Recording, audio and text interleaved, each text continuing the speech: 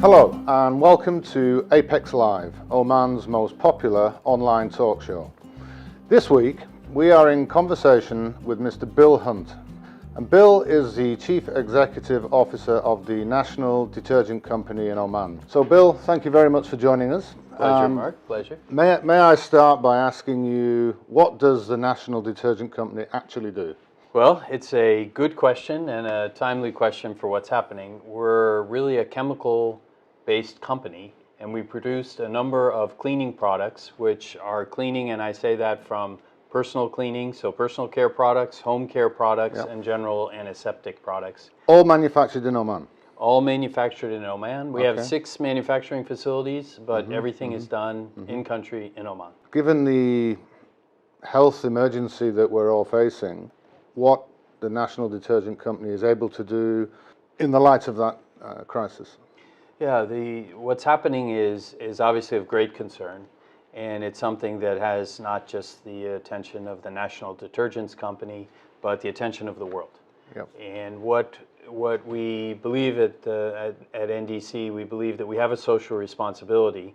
So we've been looking at what in our chemistry portfolio can be used to combat this current issue, and how can we communicate that to people, what to do, how to behave, what products to use, and then how can we transform our existing installed capacity to produce more products that can help in the fight of this topic, as well as produce more volume of the products we're already in production of.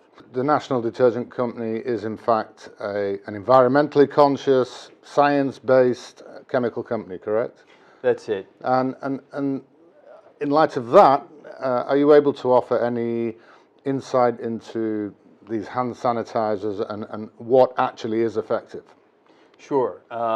The challenge here is a little bit more advanced than challenges in previous times. And what we're talking about is a virus here, which is commonly called an enveloped virus, which means it's a little bit more difficult to kill. And that is basically the idea, is through chemistry and personal behaviors to, one, limit your exposure, and two, to basically destroy and kill this thing. And that's what our products do. So hand sanitizers, hand washes, these things make a lot of sense. One is soap, and one is an alcohol-based antiseptic, if you will. And is there a certain percentage of alcohol in that sanitizer that needs to be at a certain level? Yes. So there's 2 different types of alcohol hand sanitizers. One is an isopropyl-based one, and one's an ethanol-based one. So it's 2 different types of alcohol. The ethanol one wants to be at a 70% level. That's its top efficacy, so 70%. The ethanol one actually is very effective at 62%. Right. So the ethanol, in my way of thinking, is the preferred one. But both work very well, and they both have to be, so isopropyl at 62 won't be quite enough, certainly something. But 70% for isopropyl-based products and 62 to 65 for ethanol-based products. How would you reassure people if they are, for example, visiting a pharmacy or a supermarket and they can't find these products? Is that likely to be eased now as you're ramping up manufacture of these sanitizers? Yes, in Oman for sure. But you need to protect yourself whether these products are available or not available, so there's other ways to do it. I want to show you that. Please. So hand soaps, which also could go in short supply, but liquid hand soaps are also an excellent way to do the same thing. Why?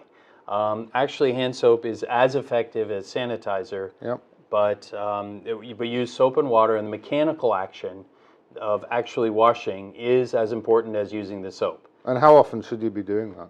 Well, there are critical times to do it. Before you eat, which is hands to face proximity, so that's a critical time. Before you eat. After you greet anyone, after you've spent time with people, that's a good time to do it. Okay. So there isn't a bad time to do it, but there's the critical times, and that's before anything that's associated with food consumption, or if you wear contact lenses, putting those in your eyes, if you're brushing your teeth, if you're combing your hair. So anything around above the neck, anything around your head area, that's when you want to do it. Okay. Okay. Yep. And if for whatever reason these aren't available to you, you can also use even just a common dish soap. So one of our brands, which was, by the way, voted one of the most trusted brands in the country, would be Bahar dish soap. So you can also use even just a simple dish soap. So if the sanitizer isn't available, don't drop the topic. Move to a liquid soap or an antibacterial bar soap or even your simple dish soap. And everybody has this under the counter. All households have some dish soap there. So that's a great option. So keep clean, basically. Yes, and that keep clean, can I run on that? Yes. Because I want to take this one step further. Okay. We think wash your hands and then you're safe, everything's good. But it's all about skin contact and keeping a virus from entering your body. Well, one of the key points of skin contact is your clothing. So powdered laundry detergent, or in this case liquid Bahar, are a way to do that. Now these don't have to be antibacterial, they don't have to be antiseptic, none of that has to be called out here, because these run when you do your laundry either by hand or by machine. These run at a pH that's very basic. So in other words, it kills acid being lower, base being higher. So maybe 7 to 9. 7 being water, 9 is a minimum you'll get with laundry detergent, could be up to 11. Have you had to modify the constituent elements of these products in light of this virus? Actually, no. It's been something that helps the separation of the dirt from the clothing fiber, and so it is something that's always been there.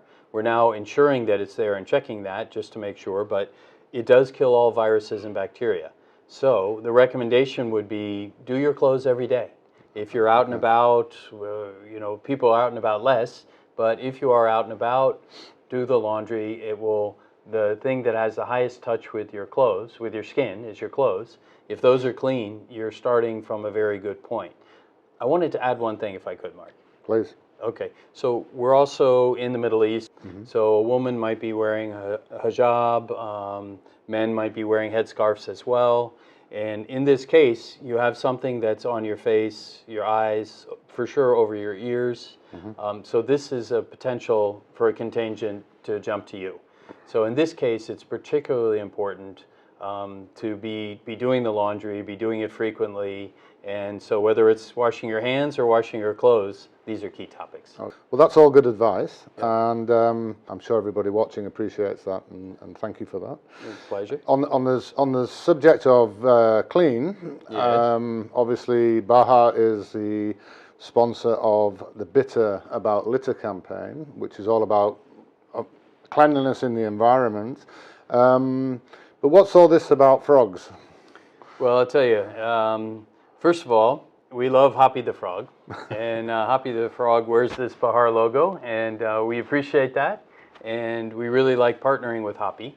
And he's a symbol of the environment. He's a symbol of what we're trying to do to keep the planet in good shape, and what we say, hop to the topic, right? Yes. And so the beach clean programs that we're doing in partnership with Apex Media, and thank you very much for bringing us into this program. Great. Great to have you. Yes, it's just something we feel great about as people, but not only keep your hands clean, keep your clothes clean, but keep the environment in which we live clean and hygienic. Yes. And it's going to be a better earth for everyone, and we live in such a wonderful country, which is Oman.